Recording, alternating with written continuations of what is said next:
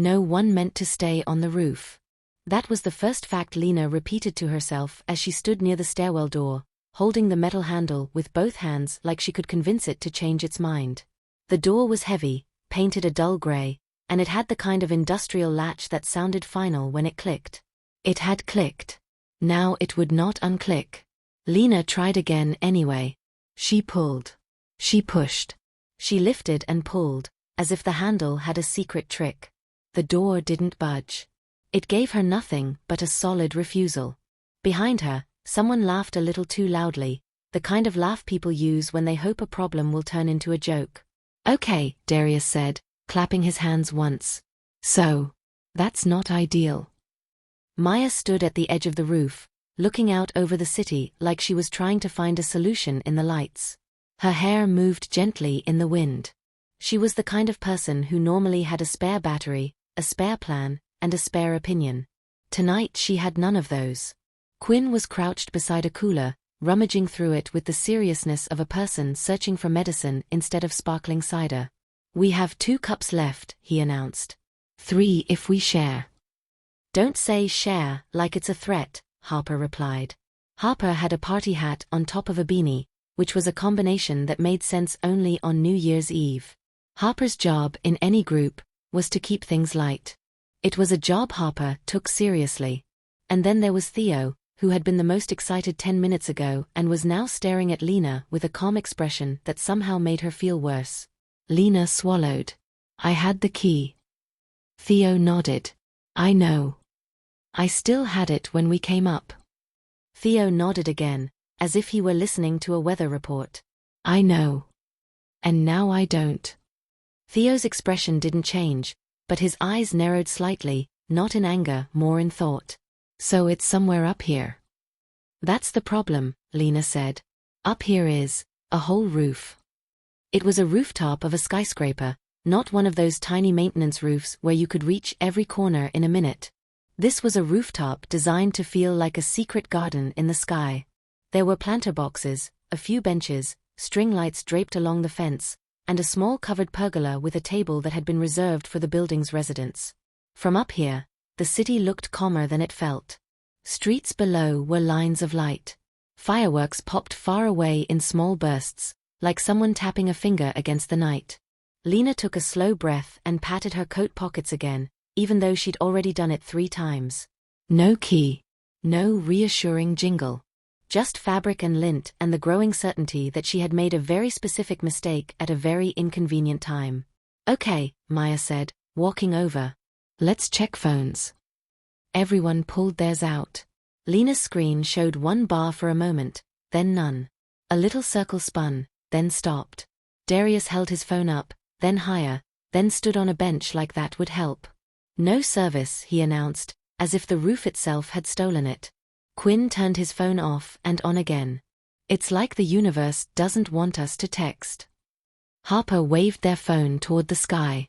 "Hello, satellites," they said, cheerfully. "It's New Year's. Be festive." Theo looked at his phone, then at Lena. "We can't call anyone." Lena nodded. "I know." There was a moment of quiet where the only sounds were distant traffic and wind brushing across the rooftop fence. Then Darius said, "So, we're trapped." "We're not trapped," Harper corrected quickly. "We're temporarily roof-based." Quinn sat back on his heels and stared at the cooler. "We're going to be roof-based until sunrise." "No," Lena said, too fast. "We'll find the key." Theo stepped closer to the stairwell door and ran a hand along the edge, checking for any gap. "This door locks automatically when it closes," he said. "Yes," Lena said. "I didn't know it did that." Maya folded her arms. "It does." "How did you know?" Lena asked, a little too sharply. Maya blinked. "Because I read the sign in the lobby." "There's a sign?" Darius asked. Maya shrugged. "There's always a sign." Lena looked away, heat rising in her face. She wasn't angry at Maya. Not really. She was angry at the situation. At the timing. At the fact that she had insisted they come up here for a better view of the fireworks like she was a tour guide. "Okay," Theo said, Calm and steady. We do this systematically. Harper snapped their fingers. Yes. A quest. Theo ignored that. We retrace steps. Where did we stand? Where did we set things down? We search in zones. Quinn pointed at the pergola. We were there first. We put the snacks down. Darius pointed toward the edge near the benches. Then we moved there to see the skyline.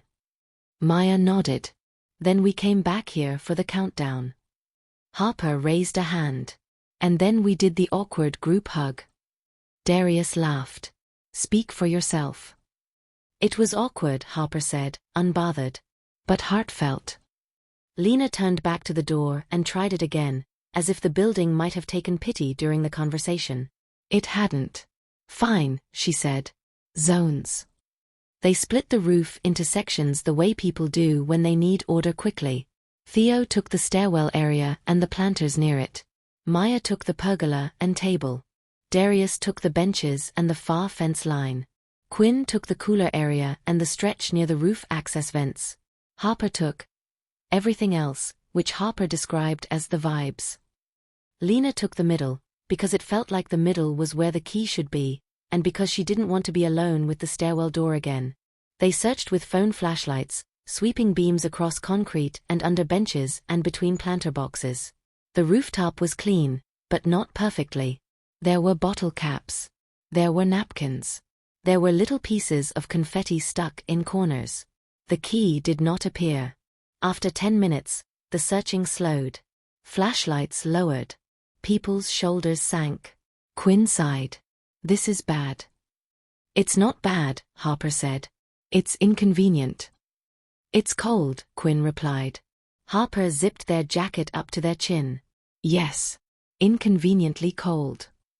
Darius, who had been silent for a moment, stood up and gestured at the skyline.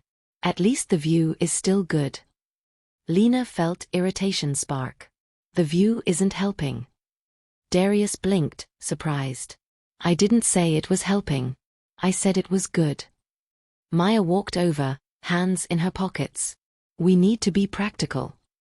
Theo nodded. We do. Lena heard the slight edge in Theo's voice and felt it like a pinprick. Theo wasn't angry. Theo was trying not to be. You're all going to hate me, Lena said. No, Theo said immediately. We're not.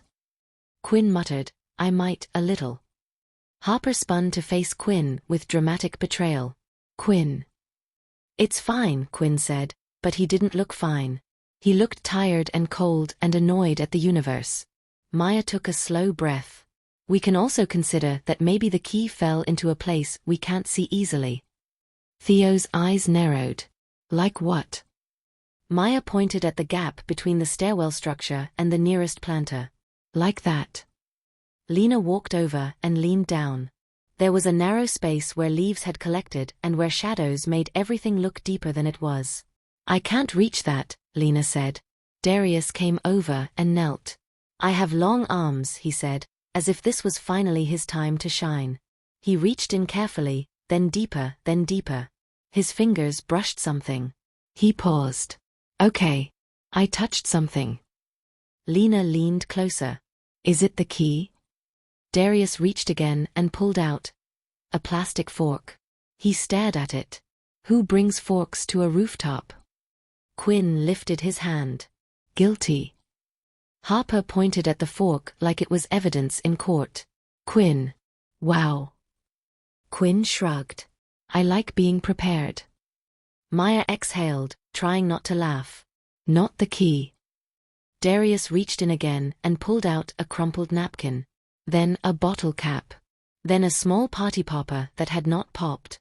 Lena's hope rose and fell with each item. After a few minutes, Darius sat back, empty-handed. That's it. Silence settled again. Far away, fireworks bloomed in slow colors. Closer, the city hummed. Lena pressed her palms against her eyes. I'm sorry, she said, muffled. I really am. Theo touched her shoulder. It's okay. Maya's voice was gentle but firm. We need a new plan. Quinn looked around the roof. We can't climb down the outside. That's not happening. Harper raised a hand. Agreed. I would like to enter the new year with the same number of bones I started with. Darius pointed at the pergola. We could at least get out of the wind. Maya nodded. Yes. Let's move there. They gathered under the pergola. The string lights above cast a warm, soft glow that made their faces look less tense. The table held the remains of their celebration: paper plates, the cooler, a few party hats, and a half-eaten tray of cookies. Quinn poured the last of the sparkling cider into 5 tiny cups by rationing it with grim concentration. This is pathetic, he said. It's symbolic, Harper corrected. A sip for each of us. Like a tiny toast. Darius held up his cup. To not dying on a roof. Theo held up his cup. To finding the key. Maya held up hers. To learning how doors work. Lena held hers and tried to smile. To me not being allowed to hold important objects anymore. They clinked their cups gently, the sound small but satisfying. For a while, they sat and watched the sky. The fireworks were intermittent now. The big rush of midnight had passed. The city seemed to exhale. The quiet was calming, until it wasn't. Quinn, shivering slightly, said, "We should have never come up here." Lena's stomach tightened. She knew what was coming. The part where everyone's patience ran out at the same time. "I said I was sorry," she replied. "I know," Quinn said. "But sorry doesn't get us down." Maya spoke carefully. "No one is blaming you, Lena."